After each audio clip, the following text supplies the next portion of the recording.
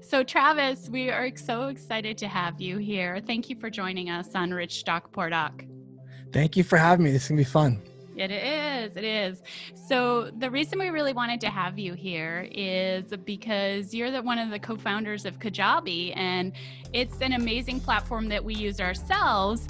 And we know also you've written a book, you incorporated, you can see it all behind there, that we've read. And so we really wanted to talk to you about business and, how businesses become successful, because I feel like you have a lot of insights about that. So thanks for joining us. Let's maybe start out by asking you a little bit about, how you started and how you created Kajabi.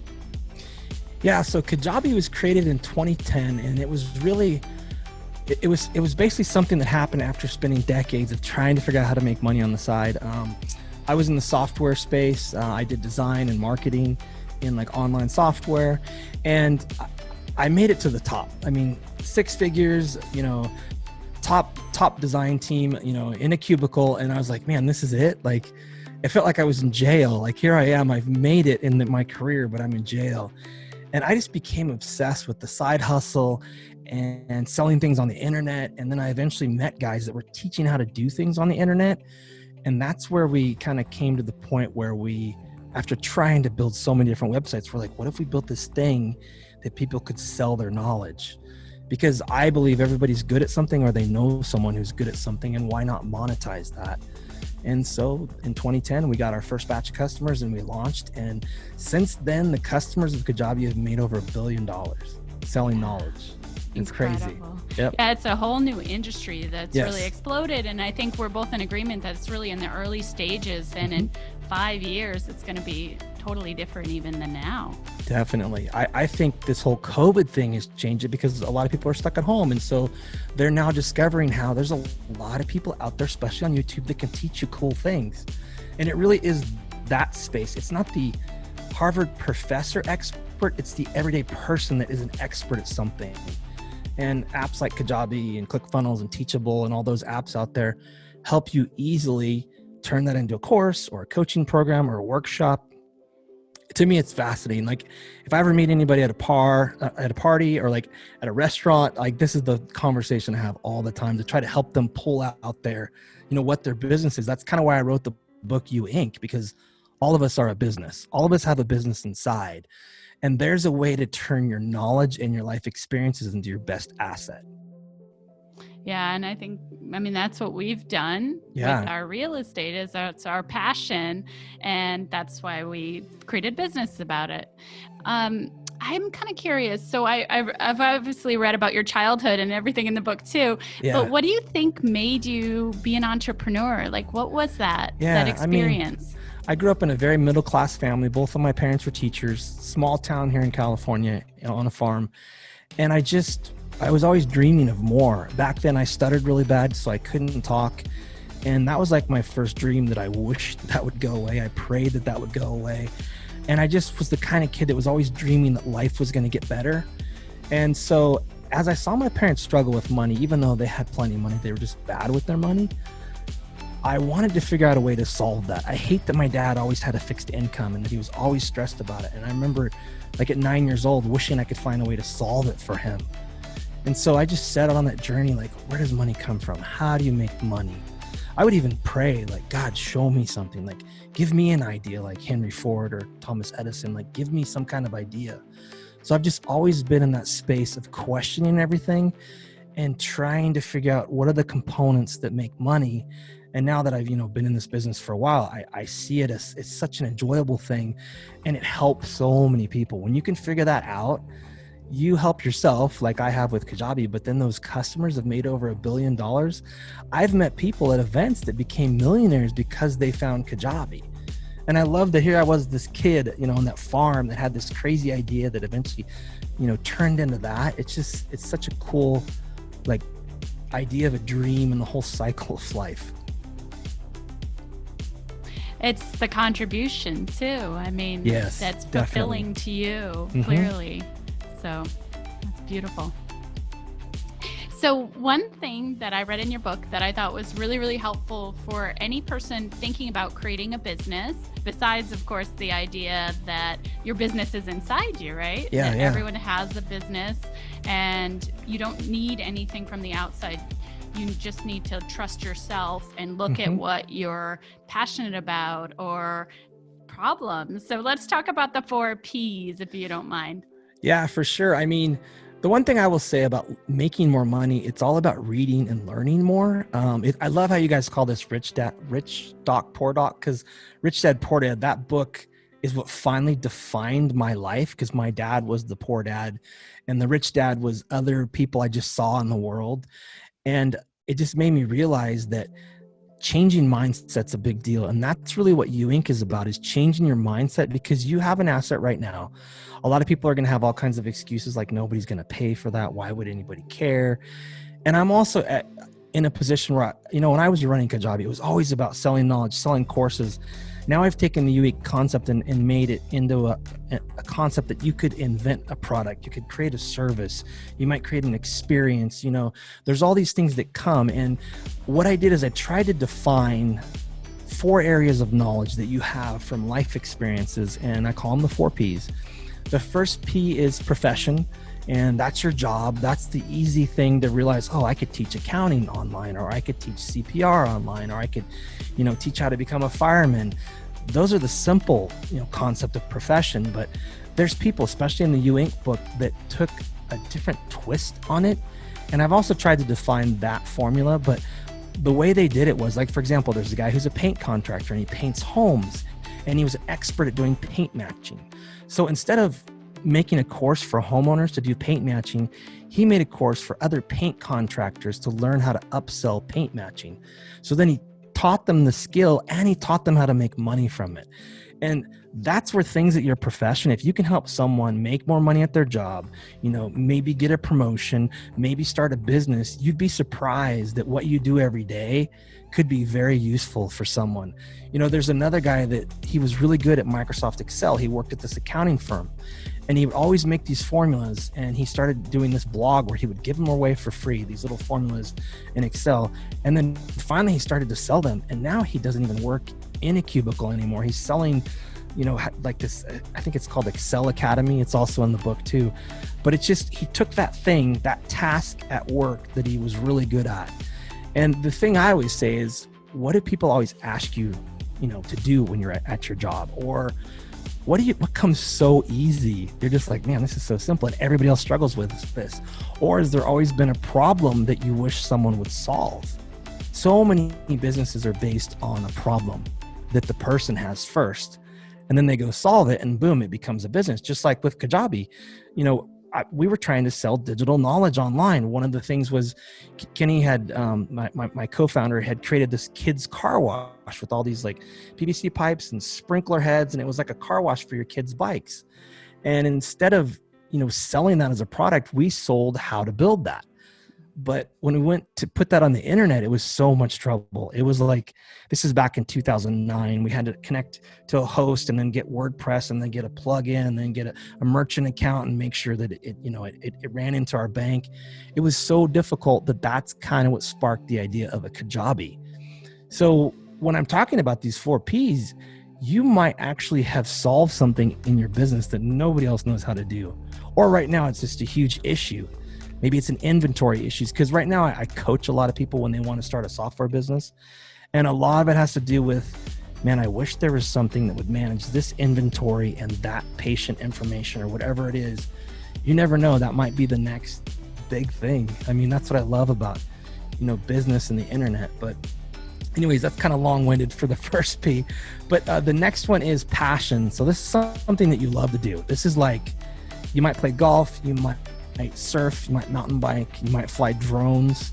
There's so many things that you love that if you looked a little closer, you might actually be able to turn that into a business.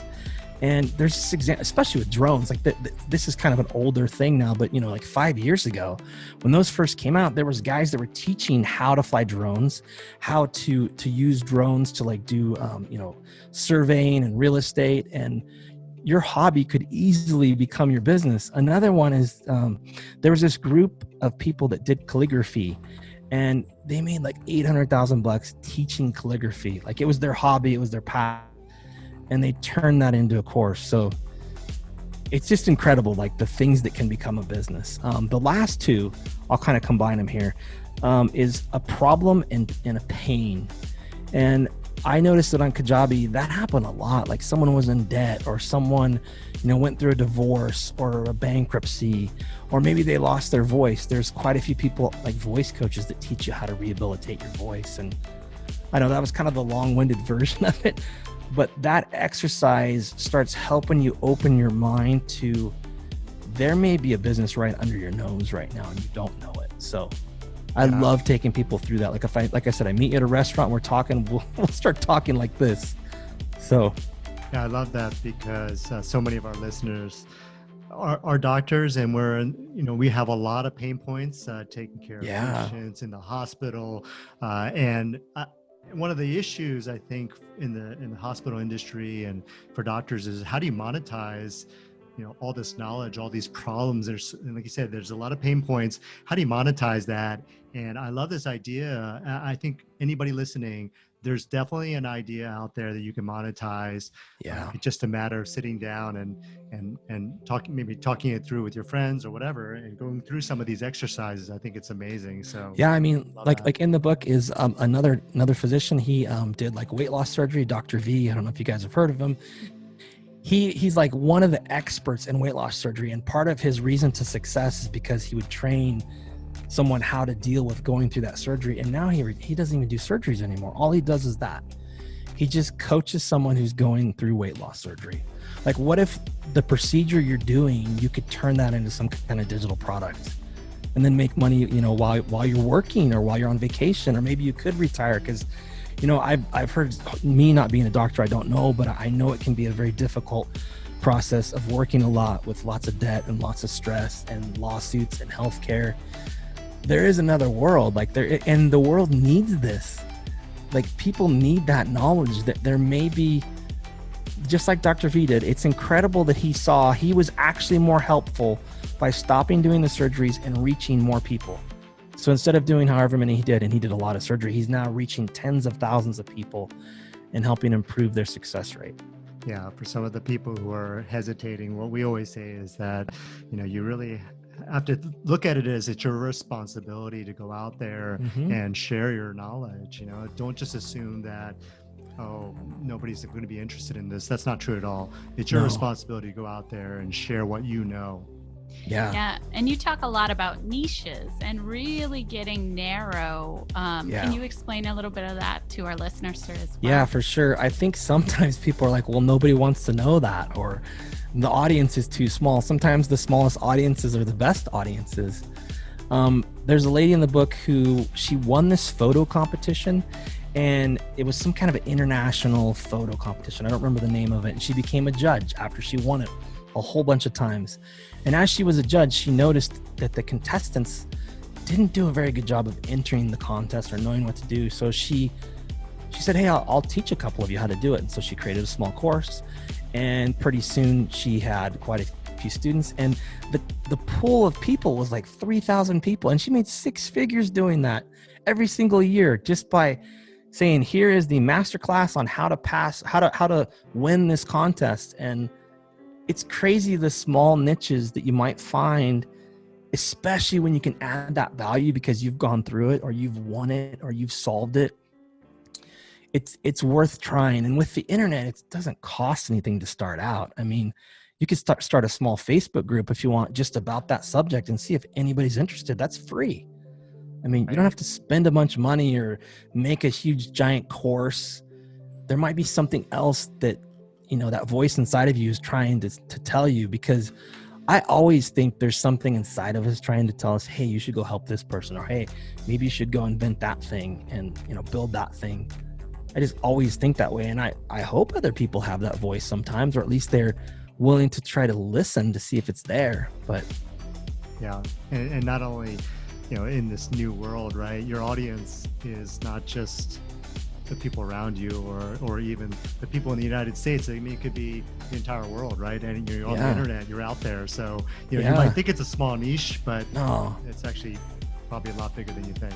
Yeah, because I think when the COVID's kind of settled in, the world kind of got smaller because we all went online. Even though myself, I was already online completely, but everything was now online. I remember my wife and I doing like Zoom calls with friends just to have like a cocktail hour, you know, and I would think in medicine for sure, there's so many new opportunities because of this shift, and a lot of this shift won't change back. I think my doctor's gone to where he has a whole telemedicine plan now you can sign up for. But what if there is an innovation there, or there's something that's always been done this old way that you could change? Like, I love that kind of stuff. I love it like when someone took a bathrobe and turned it backwards and called it a Snuggie and made hundreds of millions of dollars. I mean, every business has that innovation that's just waiting to be flipped. And maybe you're the one that is getting that idea. Because like I said before, if it bugs you and it's like at your job or your profession, then maybe you're supposed to do something about that. I don't know. It's always, my best ideas always came that way. That's where Kajabi came from. That's where the next thing I'm working on now, which is You Inc. But I'm also building a new app called Coach Snap because I saw the same problem in the coaching space that we saw with Kajabi. And building a course can be difficult. I mean, you guys know you're in this space. It's actually the number one thing that holds back all Kajabi customers is just starting. But anybody can help one other person. And so I'm diving like head first into this coaching space and building just basically a business platform for coaches so that, who knows, you might be able to become a coach about whatever expertise there is. I mean, there's even video game coaches now that'll teach you how to play, you know, Fortnite or whatever video game there is. Plus, on top of like, my wife does it with finance and women empowerment. I'm doing it in the software space. People that want to create software companies like Kajabi, they can do a session with me. And I think that's kind of the future. Like, I have so many friends that had sales jobs here in Southern California that probably won't travel as much anymore because they're like, wow, these Zoom calls actually worked pretty good. So you might be able to do something that you used to just do in person in a meeting, but now do it remotely and charge money and do it over the internet. Very cool. Yeah, serial entrepreneur over here, huh? Oh gosh, I have to be careful because I'll procrastinate with a new idea. And not take action. So no, yeah, I mean, it's actually that's what holds people back, right? And you're saying every single time it's another battle. Yeah, for me, my secret weapon is to try to stay focused. Like, I literally have my dry erase board showing this is all you're working on. I don't care what idea you have, you're only working on that. So smart. Yeah. So another concept in your book that I think is really useful to people listening is that of the lapse.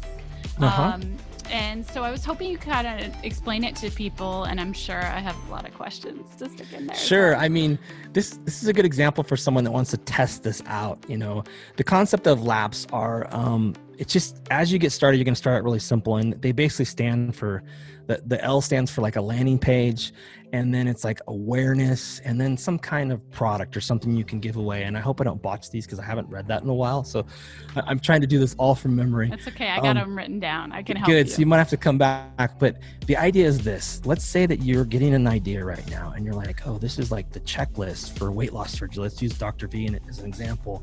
Well, he might realize that he could make a simple PDF. And then the landing page at first could just be your Facebook. You're just posting like, hey, check this out. Are you interested in this PDF about weight loss or whatever? Or then just join this group.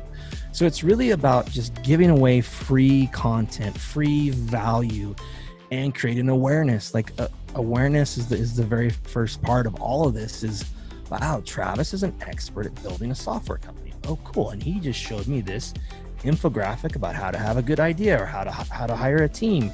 Because in the knowledge space, it's like they have to know you, they have to like you, and they have to trust you. And if you're an authentic, honest person, this is not that difficult. You just be yourself and be consistent. There are some people that actually have to work on it, which I never understood that concept. Like, if you're not an honest person, then I don't know why you're trying to sell things on the internet. But what you do is you keep giving away that value. That's the first lap. You might do that for 90 days. Like, my wife has a podcast called Fearless Female, and her podcast at first was just a free thing she did to build that awareness. And then the next lap is audience. So you're going to do a landing page again. You're trying to build that audience. And now you're going to try to give that P this time is going to be something they're going to pay for. So this is where it starts to get fun, because then you start seeing the value, even though it's a weird hump to charge money for knowledge. Even though I'm sure medical school was not cheap, but it's similar. It's like you pay money for a college course, or you might pay money for a weekend workshop on whatever it is. But for whatever reason, people are afraid to say, for $97, I'm going to show you this thing. But that's your next step. Now you've already built awareness. You're starting to build this audience. Now you have this landing page, and maybe you have this masterclass on weight loss, how to have the success rate, in weight loss. And it's whatever price point. I mean, people have sold things as cheap as $7 up to $10,000 for knowledge. And it's not that typically when something's worth $10,000, this is going to drastically shoot your business through the roof, or take you to where you're now certified to do this thing. So it really has to do a lot with your audience. But if you can find that thing, I love it when you're already in the business and you're helping another business owner, like the example of the paint guy. Another good one is, there was a lady that did pet photography, and instead of teaching people how to take pictures of their pets, she taught photographers how to become pet photographers. So now all of a sudden photographers have this whole new business model. So, I mean, she was so smart. She did academies, she did workshops, and then she did like getaways. You'd pay X number of dollars. I have no idea. Let's say it's $5,000, and they would go to some amazing getaway with pets and take pictures, and just this incredible experience. So you got to start off small, which is totally free. Then the next thing is to try to make some money from selling that knowledge. Or let's say it's a product that you're doing. Maybe you can create a demo of this and sell it. Like my wife has a friend that during the COVID thing, she'd been working in the restaurant industry forever, and obviously restaurants just got decimated. So she started making cookies at home, and I think it's called the Very Best Cookie Company. And now she is killing it, where I think she's going to make 6 figures in these next 6 months selling cookies. And it was really just she started out small. She had a small product. People paid her money. Now she knew it worked. And now it's really doubled down. And the last one is the big one. And she would have to do the same thing. And this is really focused on launching something. This is you're building up to a date. For example, with CoachSnap, I will be launching it in October, and I will do all these things that will build up to that date. Almost when Apple comes out with something new, or there's a movie that's coming out, or your favorite TV show, or which movies are so interesting now, how they're straight to digital. It's so odd, but it really is on July 7th, this movie came out. This is awesome. You can do that with a product, but you can't do that first. In the space of knowledge, everybody tries to launch first, but if you don't do those first 2 laps of awareness and audience and giving that value and knowing that they paid you for this and it was amazing. That's one thing I learned from Kajabi is people loved Kajabi. You pay for it and you love it. That's a rule of business. Raving fans. Yes, you have to have raving fans. You have to overwhelm. I hate that thing, under promise, over deliver. How about promise and then be amazing? I hate how people are oh, I don't know if it's gonna be really small and then it's great. No, it's deliver. When you can give more value than someone paid you in cash, you're going to be successful. You're going to totally be successful. So in this launch concept, this is where you start becoming the authority. They know that Travis is the SaaS founder authority. If you come to him, he will show you how to create your own SaaS company and launch it and make $1 million in the first year. Those are all factors. If you've been doing it long enough, you can start really establishing yourself as that authority. And that's when you can say, all right, I'm going to do this. It might be like a mastermind where you guys are meeting somewhere over the weekend. Right now, they're mostly virtual. But yeah, it might be some kind of summit where you're all right, this is only going to be available on August 15th. And as soon as we sell 100 of these, or by August 17th, we're closing it down. That's where the launch experience can really funnel in a lot of that audience into buying a product. But that's kind of the lap idea, kind of basically breaks down the entire knowledge industry and makes it kind of easy to understand. But that's kind of the idea right there.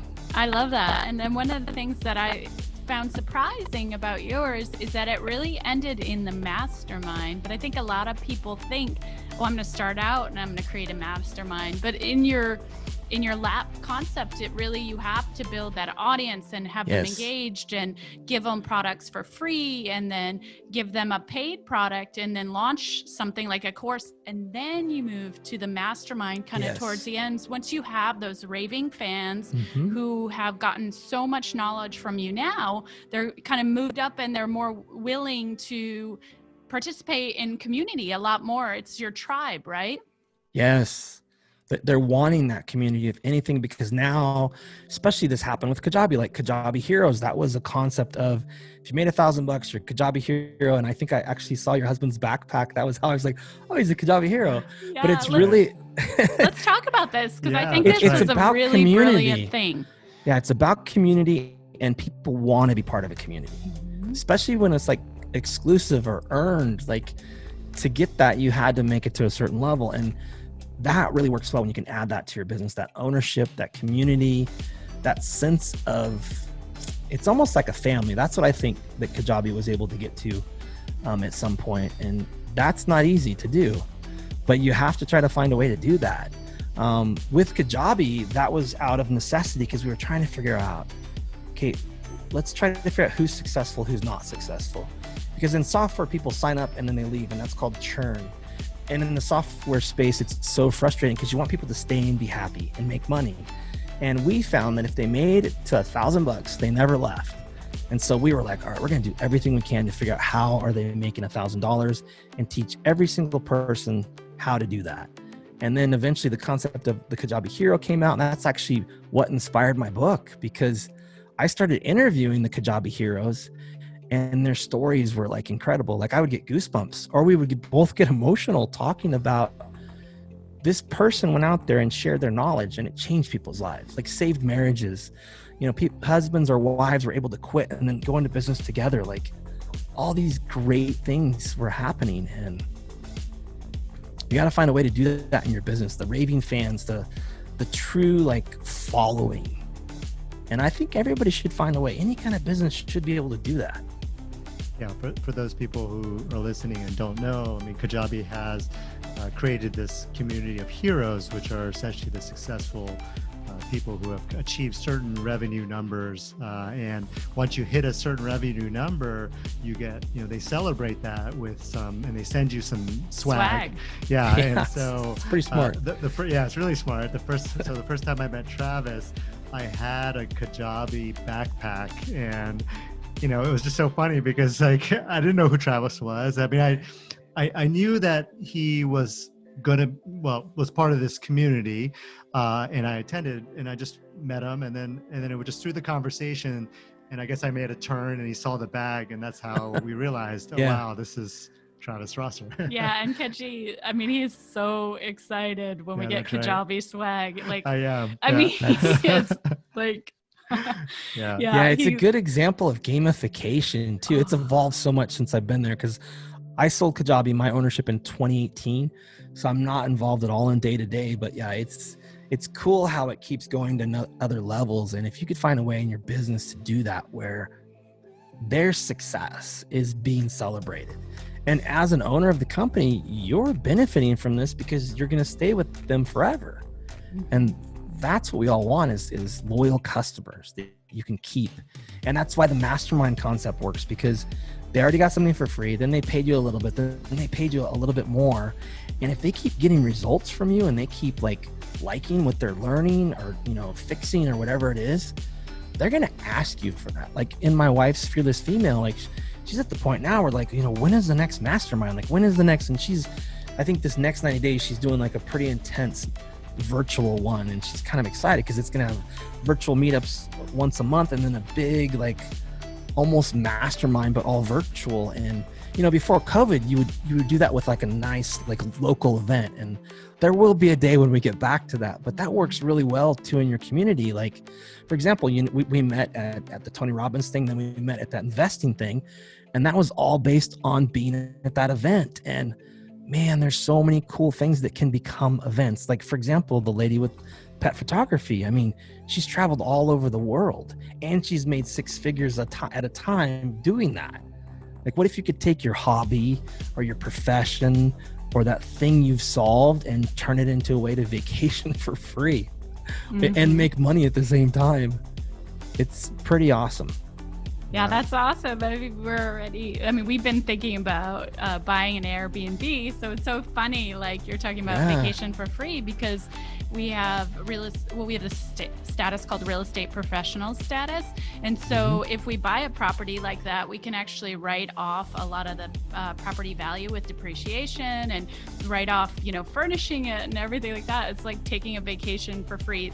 It's a little bit different than what you're describing, but still in the same vein. Yeah, my wife has a friend that lives in Colorado, and she's purchasing a house where it's a beautiful home, but then it has like this barn that's been converted into this beautiful space. It's not even a barn. It's like a giant rec room type thing, and she's turning it into her like workshop retreat facility.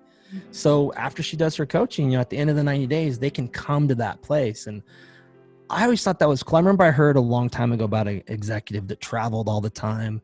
He was always gone. He made it to the highest level of success. And then he finally got sick of it. So he moved to Texas. He had this beautiful property, and then he created this like retreat center, and he started coaching other executives, and then he never left his house. Like, imagine if you could build a business like that, where your customers come to you and spend big money. I mean, we live in Southern California here, so that's something that could be done, but there's all over the country, people want to go places and just get away and be with that group of people. Once we're able to do that again, that's going to be so wonderful, because there's so much energy you get when you have other people around you that are trying to learn the same thing, or they've overcome the same thing, or they love the same thing. Like, in my past, some of the coolest relationships I have are from going to masterminds like that.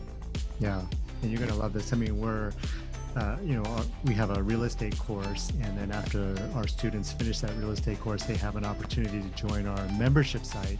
And the membership site has a lot of success tiers, and we've never announced this before, but the top tier is called You're an Empire Builder, and that tier, anybody who achieves that tier is going to be invited to our Italian villa, which we don't have yet. Wow, that's cool. They'll be invited to our Italian villa, which is something that Leti's always wanted, just his vision of having family and friends and our community, right? People who, we've helped along the journey, and people who are like-minded, people who share a common interest, and have them all join us in this place and really be our family. Yeah, that's awesome. I mean, there's that whole thing of the people you surround yourself with, that's why my wife and I do Tony Robbins stuff too, is you are, an average of the 5 people you hang out with. So you got to keep expanding your friend group. The friends you have are great, but if you want to keep growing and getting better at something, you got to continue to be around people that have kind of already made it. And those kind of things are so cool. I love them. Love it. Yeah, I mean, before we go to those last 2 questions, I really wanted to make sure we brought this up too, which is one other thing I learned from your book, which was in the first lap, don't mention what you're doing to that many people, because a lot of people will be naysayers actually just build it out yourself. And once you're in that second lap, then you can start sharing, because otherwise you'll get, totally, cut down and you'll never take action. Yeah, friends and family can be the worst, because they've known you your whole life, and they're going to be like, well, what do you know? Like, my wife is so good at getting people out of debt and improving their credit score. And when she first started doing it, her family was like, what do you know about this? And she's like, well, I've gotten out of debt by myself twice, and I have an 800 credit score. I mean, I'm good at this. So you have to keep this stuff to yourself. You have to guard your ideas until you can prove them. In fact, the best ideas are the ideas that nobody can talk you out of. I know that's something I use, because I have so many ideas that I always try to sleep on it. I always try to journal and see if it sticks with me. But you have to do this. If you are going to try to ask approval from your spouse or a friend or your parents, they're probably going to go, nah, unless they're in this space and they've seen it work, they're going to discourage you. And you might be right next to something amazing that you never thought of before. I mean, it's hard to understand something until you've gone through it. And what's crazy is during COVID, people didn't think working remotely worked or doing Zoom meetings worked, and then they were forced to do it. I'm like, wow, this is actually pretty good. So you got to go for it. You got to try it out. And you're going to have to tell some people, but just don't tell the people close to you. Like, try to find a way to where you're either through social media or you can get to that group of people, because you got to find that group. That's the other thing too, is this audience of people. That's why I love small niches. So like, your niche is that group of people that loves that thing. And sometimes they're obvious and sometimes they're not so obvious, but you got to keep searching until you find that group.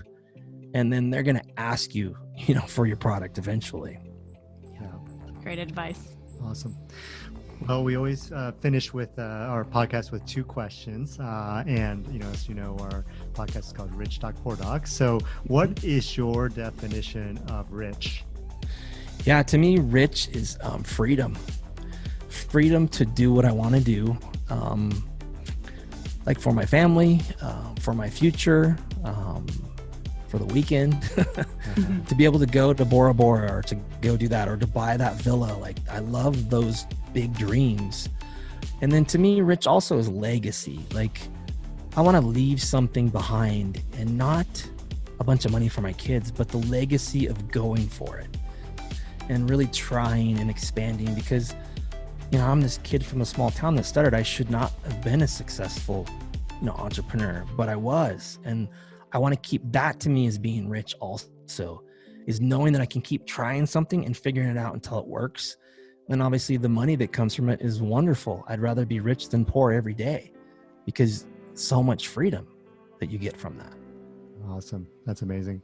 And then can you give us one strategy, mindset, or habit that separates someone who is rich from someone who is poor? Yeah, I think always expanding your knowledge is a big deal. And for me, it's about mindset completely, like we talked about before. There's nothing I could read in a book that's going to teach me new business strategies. It's going to be like, oh my gosh. But there are tons of things I've learned about my mind and my creativity and my ability to use thought to create things. Like, there's one common denominator with everything in the world, is it always was created from a thought. At first it was a thought, and then maybe it made to a piece of paper, and then maybe someone molded something to put it together, but it started with the thought. And so I spend every day, there's 3 things I do every day. And the first is gratitude of everything that's going on. Just being so grateful. The next one is dreaming. And like I said, I got to stay focused because my dreams go all over the place. But right now I stay focused on, like, CoachNap, for example, dreaming what it's going to do, who it's going to help, how it's going to affect. And I journal that. And then the next one is really the manifestation process of knowing you can do it. Like, you can do it. You could feel yourself doing it. Because once you do that, it's almost like you seem lucky sometimes. People say I'm lucky, but it's also because I spent a lot of time getting ready to do that thing, or to figure out that thing. And for me, that daily practice of gratitude, dreaming, and manifesting something into reality is my secret weapon. Yeah, really. That's about believing you can do it. Yeah, it's the whole Think and Grow Rich, conceive, believe, achieve. It's the middle. If you believe, you're going to do it. That's the hardest part, though, is believing it.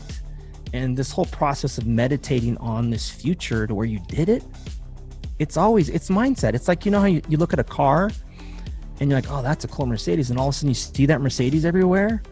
It was always there, but that thing got flipped in your brain. You can do this with success. You imagine yourself in that villa. You see it, you smell it, you feel grateful for it. And that gets you one step closer. I know it seems kind of woo-woo and, oh, now I'm just going to go sit down and take a nap. No, you do that and you're going to see how your actions start to change, or your awareness changes to where you see opportunities, or you meet the person, or it's happened to me. In fact, I think that's why I stopped stuttering as a kid, because I dreamed of not stuttering one day. I prayed, God, please. I dreamed, what would it be like if I stopped stuttering? And until I was 18, it didn't go away. And then all of a sudden it went away.